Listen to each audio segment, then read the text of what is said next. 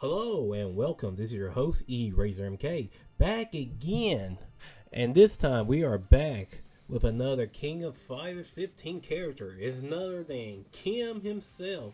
Oh yeah, the hero himself, the hero of Korea, the Taekwondo of Justice. Oh man, I'm so excited for Kim, really, because Kim is like a lot of King of Fighters was top tier. I mean, really top tier. I mean, fast movement, can go over projectiles, combo game, you name it. But let me now go to the past about Kim. I know, guys, you're waiting for.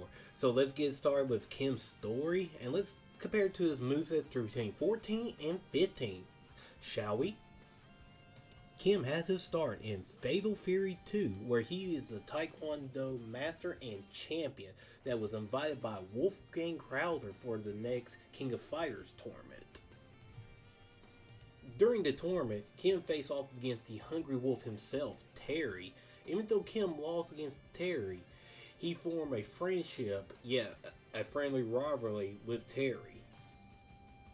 Ever since his debut in Fatal Fury 2, Kim has been really a popular character. He appeared in non-canon Fatal Fury games like Fatal Fury Real About, Wild Ambitions, you name it. But let's not detract from that, and let's go to the main timeline of Fatal Fury, called Mark of the Wolves. In Mark of the Wolves, Kim did retire from fighting, but not retire as a teacher, so he does teach Taekwondo for anyone that is interested. The funny part is, the one that took his place for the roster for Mark of the Wolf is his sons, two of his sons. And yes, Kim is married, guys. In King of Fighters timeline, Kim's story left is unchanged, but except for one thing, he wanted to rehabilitate criminals. So after Fatal Fury 2, that was his mindsets. So before 94, he seen Chang and Choi causing havoc on TV, so he left. And let's just say Chang and Choi's life has been changed forever since Kim defeated them single-handedly by himself, so bad that they are fearful of Kim.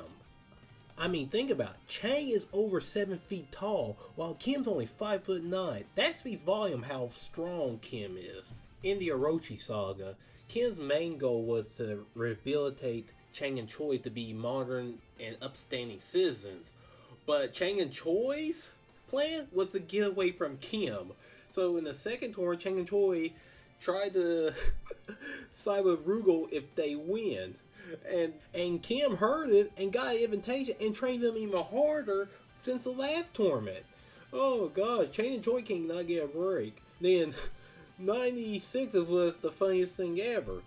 Chang and Choi got their heads idea saying if we win, Kim will think we're rehabilitated and then we can do whatever we want.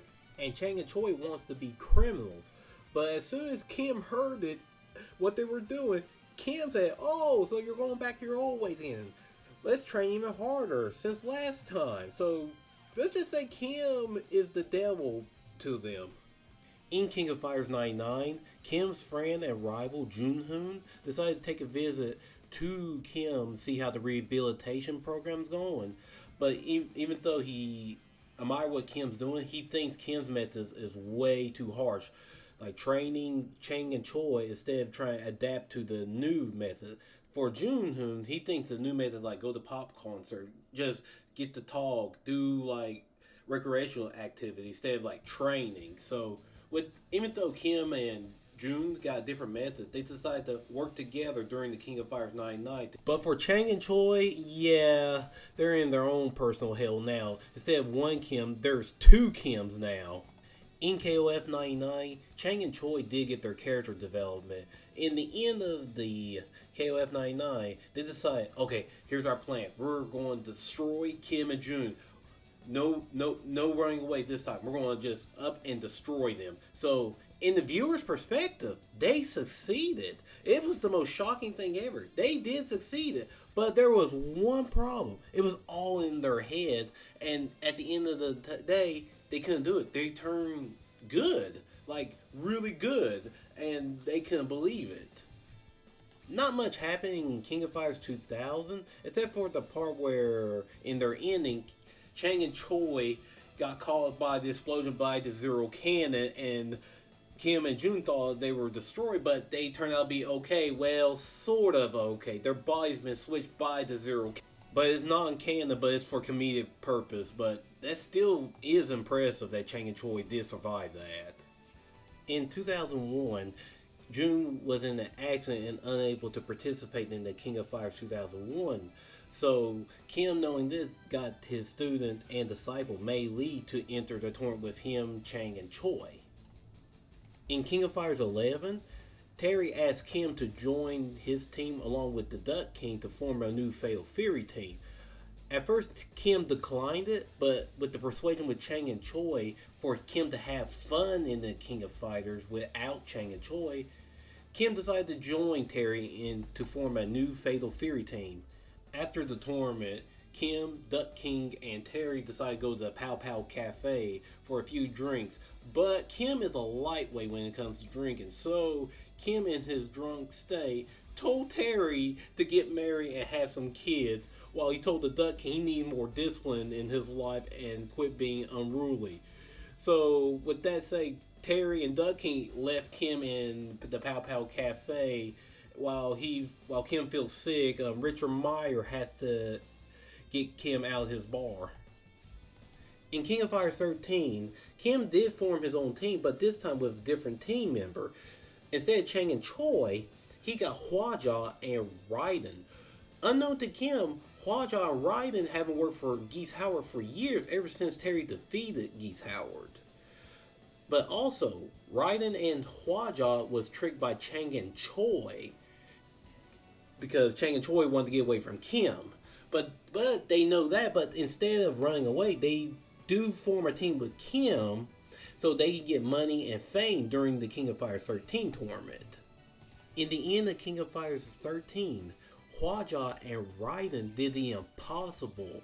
They tricked Kim that they are reformed, and Kim said, "Okay, you guys are reformed. You can go on your way now." And after that, they trick Kim, and so Kim could actually train Chang and Choi even harder. When Chang and Choi remembered that, oh gosh, let's just say Kim wasn't happy at all. And Chang and Choi said while they're training, they stink being evil. You gotta love those two.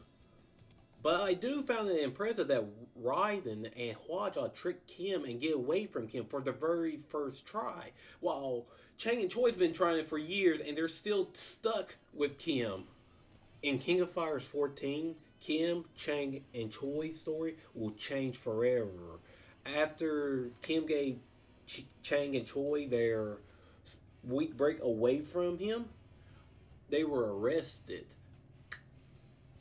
Kim's teacher, Gagil, and his lover, Leong, visit Kim, and Gagil informed Kim that Chang and Choi was hanging around with Xanadu, who's basically a legendary criminal. So in 14, Kim is trying to figure out what's going on. In the end of King of Fighters 14, Gagil and Leon decide to stay where Kim is, and that Gagil wants to train Kim to maximize his potential. Even though Kim was shocked about this, he pleaded with his master to go somewhere else, that he don't need to stay at his dojo.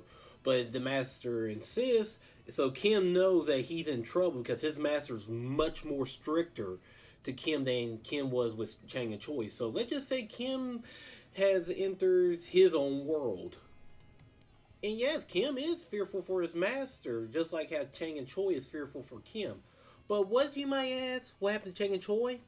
Let's just say they met someone probably much worse than Kim. Oh Lord, those two cannot catch up right now, can they? And that is it for Kim's story. Whoa, wait, that's a long story. Man, I haven't done this for a very while.